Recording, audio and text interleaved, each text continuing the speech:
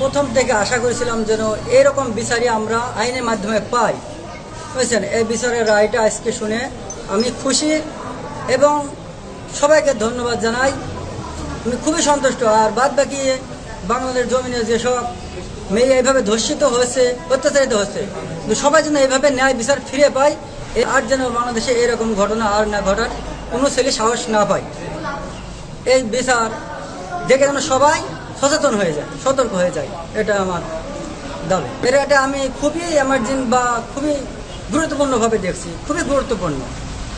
হ্যাঁ, এই বিষয়টা আশা করি প্রতিটা যে বাচ্চারা ধর্ষিত হয়েছে বা নির্যাতিত হয়েছে বা কেসে অনেক কষ্ট ভোগানিতে আছে, আমার মনে হয় যে সমস্ত মা বাবা, এই সমস্ত ধর্ষকের মা বাবারা খুশি বা সন্তুষ্ট হবে আজকের এই বিচার পেয়ে।